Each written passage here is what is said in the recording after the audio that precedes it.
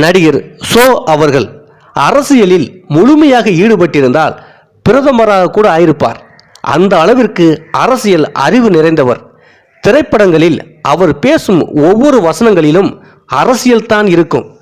நிகழ்கால அரசியலின் கேலி கூத்துக்களை பயப்படாமல் வெளிப்படையாக விமர்சித்த அரசியல் மேதை ஓ ராமசாமி அவர்கள் அக்டோபர் 5ஆம் தேதி 1934ஆம் ஆண்டு ஸ்ரீனிவாசன் தாயார் ராஜம்மாள் இவர்களுக்கு மகனாக பிறந்தார்.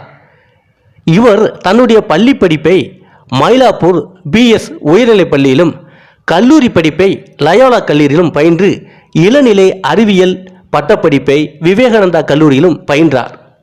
பின் 1953-55ஆம் ஆண்டுகளில் சென்னை சட்டக்கல்லூரியில் பயின்று இளநிலை சட்டப்படிப்பில் பிஎல் பட்டம் பெற்றார்.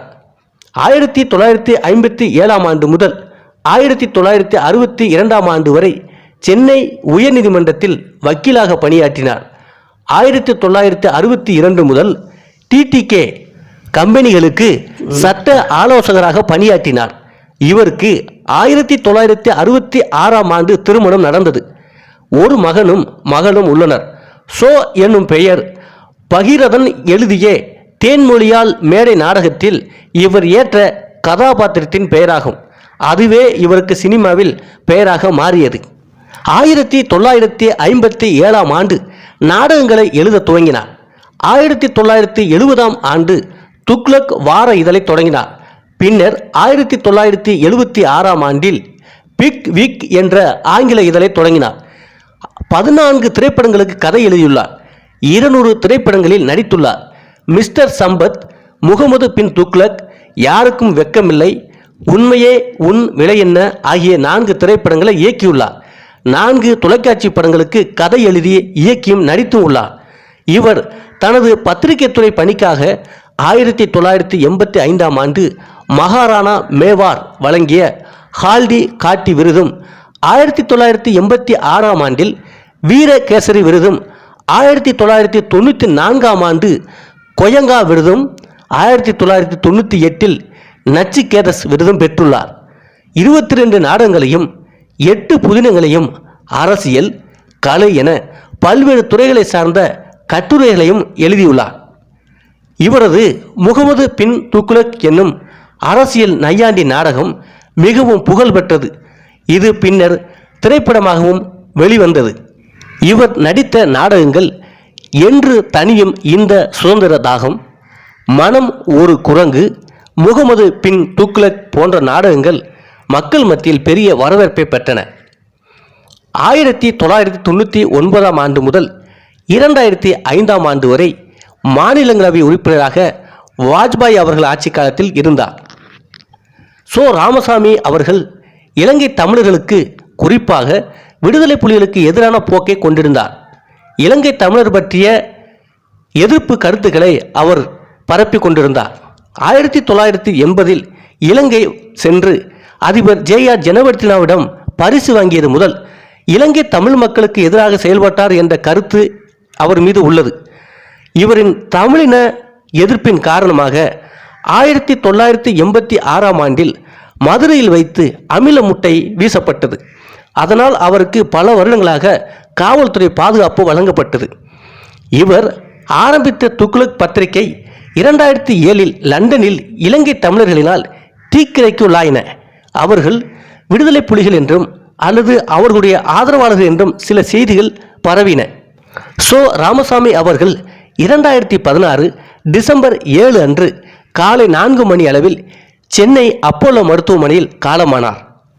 சினிமாவில் நகைச்சுவை நடிகர், குணச்சித்திர நடிகர், கதை ஆசிரியர், அரசியல் நையாண்டி, நாடக ஆசிரியர், திரைப்பட இயக்குனர் என்று சினிமாவில் தொடர்ந்து பல வெற்றிகளை படைத்தார். 1960ஆம் ஆண்டு முதல் 70களில் பிரபலமான நகைச்சுவை நடிகராக இருந்த இவர் மேலும் அந்த காலகட்டத்தில் அனைத்து முன்னணி நடிகர்களுடன் நடித்தார். 1963ஆம் ஆண்டில் பார் மகளை பார் மூலம் நகைச்சுவை நடிகராக அறிமுகமானார். 1963ஆம் ஆண்டு முதல் 2005ஆம் ஆண்டு வரை 180 தமிழ் படங்களில் நடித்துள்ளார் மற்றும் 5 படங்களை இயக்கியுள்ளார். 20 நாடகங்களையும் எழுதி இயக்கியுள்ளார். 27 தொலைக்காட்சி தொடர்களையும் எழுதியுள்ளார். 10 புத்தகங்கள் எழுதியுள்ளார். ஒரு நடிகரை தவிர தென்மலை, நினைவில் நின்றவள், பொம்மலாட்டம், 1000 பொய் மற்றும் 10 பணம் 10 செய்யும் போன்ற படங்களின் திரைக்கதை மற்றும் கதாசிரியர் ஆகிய இரண்டும் மக்கள் மத்தியில் மிகப்பெரிய வெற்றி பெற்ற படங்களாகும். பெற்றால்தான் பிள்ளையா நாடகத்தில் பைக் மெக்கானிக்காக நடித்தார். அது மிகப்பெரிய வெற்றியை பெற்றது. இந்த நாடகம் பின்னர் இயக்குனர் பீம்சிங்கால் திரைப்படமாக மாற்றப்பட்டது. சிவாஜி கணேசன் வை இந்த படத்தில் அதே பாத்திரத்தில் நடிக்க சொல்லி வற்புறுத்தினார். இது அவர்களின் திரைப்பட உலகில் நுழைவதற்கு வழிவகுத்தது. மற்றும் ஜெயலலிதா அம்மையார் இருவரும் 19 படங்களில் இணைந்து நடித்திருக்கிறார்கள். ஒரே நாடக குழுவை சேர்ந்தவர்கள் ஆவார். அவர் நடித்த காலகட்டத்தில் பல நடிகர்களுக்கு இவர் போட்டியாக நடித்தார். TS பாலையா மனம் ஒரு குரங்கு படத்தில் MR ராதா, VK ராமசாமி, நாகேஷ், மனோரமா மற்றும் சச்சு போன்ற சிறந்த நடிகர்களுடன் சோவும் நடித்திருந்தார். அவர்களுக்கு நிகராக இவருடைய நடிப்பும் அப்போது பேசப்பட்டது.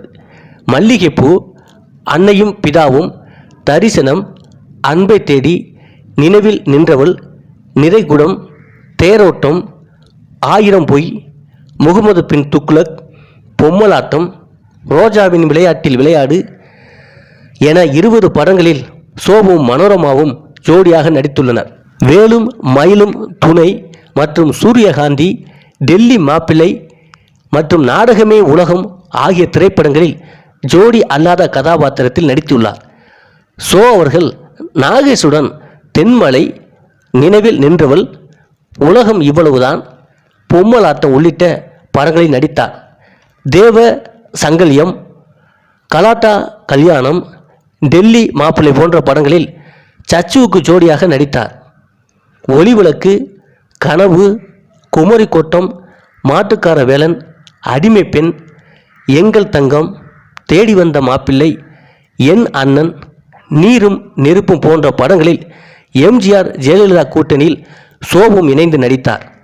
பெற்றாத்தான் பிள்ளையா, சங்கே முழங்கு, ரிக்ஷாக்காரன், தலைவன் போன்ற பல படங்களில் MGRுடன் நடித்தார். பொம்மலாட்டம், கலாட்டா கல்யாணம், சூரியகாந்தி, வந்தாலே மகராசி, அன்பை தேடி போன்ற படங்களில் ஜெயலலிதாவுடன் நடித்தார்.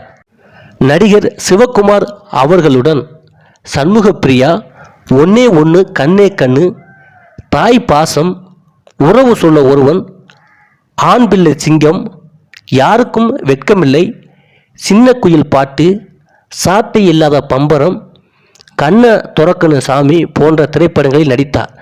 இந்த திரைப்படங்களில் யாருக்கும் வெட்கமில்லை என்ற திரைப்படத்தை 1976ஆம் ஆண்டு அவர்களை இயக்கினார்.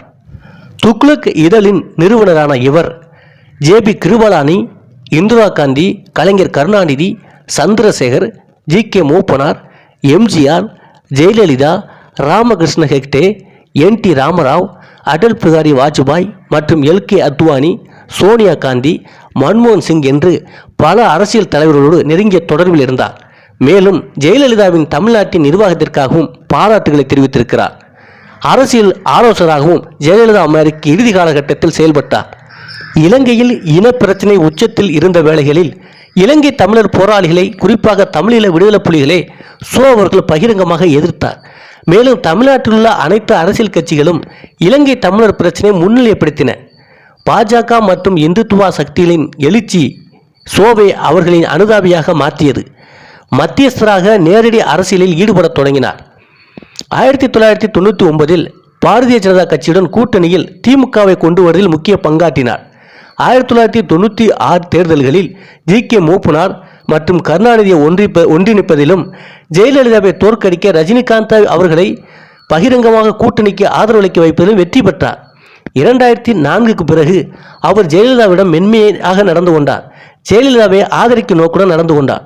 மேலும் திமுகவை எதிர்ப்பதிலும் பாரதிய ஜனதாவை மேம்படுத்துவதிலும் தனது முழு ஆற்றலையும் செலவிட்டார். 2011இல் அவர் தேமுதிக விஜயகாந்தை சமாதானப்படுத்தினார். அதிமுகவுடன் கூட்டணி சேர வழிவகுத்தார். அவர்கள் நரேந்திர மோடியின் தீவிர ஆதரவாளராக இருந்தார். அவர்கள் 2014இல் இந்திய பொது தேர்தலின் போது பிரதமர் நரேந்திர மோடிக்காக பிரச்சாரம் செய்தார். ராமசாமியை ராஜகுரு என்று வர்ணித்தார் மோடி. தன்னை தனது ரசிகன் என்று அழைத்துக் கொண்டார். இந்திய குடியரசுத் தலைவர் KR நாராயணன் அவர்களால் ராஜ்யசபாவுக்கு பரிந்துரைக்கப்பட்டார். ராஜ்யசபாவில் இலக்கியம், அறிவியல், கலை, சமூக சேவை ஆகிய துறைகளில் சிறப்பு அறிவு அல்லது நடைமுறை அனுபவம் உள்ளவர்களில் இருந்து 12 MPக்கள் குடியரசுத் தலைவரால் பரிந்துரைக்கப்பட்டனர். அதில் ஒருவர் சோ அவர்கள் ஆவார். 1999 முதல் நவம்பர் 2005 ஆண்டு வரை ராஜ்யசபா எம்பியாக பணியாற்றினார். நாடகம், சினிமா, அரசியல், பத்திரிகை என அனைத்து துறைகளிலும் வெற்றி கண்டார்.